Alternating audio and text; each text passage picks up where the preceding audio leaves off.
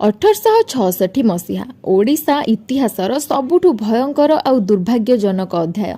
चारिआडे भोकिला मणिशंकर चित्कार, मणिष नुहे तो भोकिला कंकाळकर चित्कार। रास्ता घाटरे कुढ़ कुढ़ शबर पहाड़, चारिआडे खाली हाहाकार आउ मृत्युर तांडव।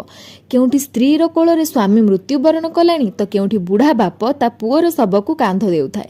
आजिर भिडियोरे जानिबा जे काहेकि ओ किपरि होइथिला 1866 रे ओडिसा रे एभली एक दुर्दशा आउ केमिति अंत होइथिला एई 9 अंक दुर्भिक्षर। 1865 मसीहा पर्यंत सबु किछ ओडिसा रे स्वाभाविक चलीथिला, किंतु हठात चाष समय रे मौसुमी उभै गला, आकाशरू वर्षा हजिगला, जहा फल रे राज्य रे मरुड़ी पड़ीगला। धानर उत्पादन बहुत परिमाण रे कमीगला। सेतेबेले शासन करुवा इंग्रेज सरकारंकर बोर्ड ऑफ रेवेन्यू मरुड़ीर क्षयक्षति आकलन और मरुड़ी रे पीड़ित लोकंक संख्या सठिक भावे हिसाब करि पारि नथिले, जहा फल रे कि 1866 मसीहा मे मास सुधा राज्य रे गच्छित थिबा खाद्य सबु सरीगला एवं तापरे प्रबल वर्षा होई राज्य रे बन्या आसीगला एवं एही बन्या लोकमानक पाखरे गच्छित थिबा शेष खाद्य मध्य भसई नेला। आ तापरे आरंभ होई गला दुर्भिक्ष। चारिआडे खाली हाहाकार, रास्ता घाट चारिआडे कुढ़ कुढ़ शबंक बटुआर। ए बेलकु शबकु कांधरे नहीं जाउथुबा लोकटी आर बेलकु निजे शब पालटी गलानी। खाद्य अभाव चारिआडे अन्नम देईर करुण चित्कार, चारिआडे हाहाकार आ मृत्युर तांडव। समय चली थाए 1866 मसीहा।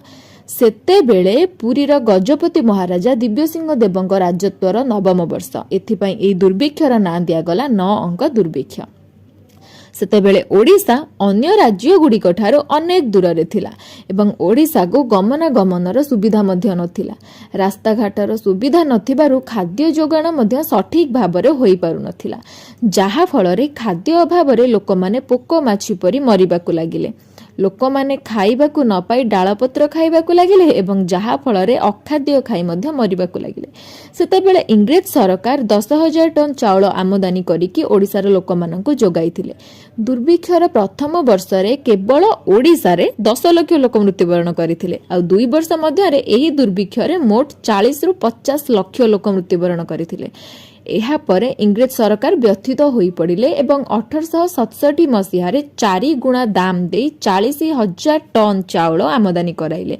सौभाग्यवशतः सही वर्ष मौसुमी मध्य स्वाभाविक हैला एवं चारिआडे बहुत भल परिमाण रे वर्षा होइथिला एवं फसल मध्य भल परिमाण रे उत्पादन होइथिला। 1868 मसीहा रे धानर प्रचुर उत्पादन हैला एवं जहा फल रे कि अंत घटिथिला एही दुर्भिक्षर। आशा करूची भिडियोटी आपण मानकु भल लागिथिबो। भल लागिथिले भिडियो रे लाइक करी कमेंट करिया को भूलिबेनी एवं ता सहित मो चैनल को सब्सक्राइब मध्य करिनेबे आउ एक नुआ भिडियो पई। नमस्कार।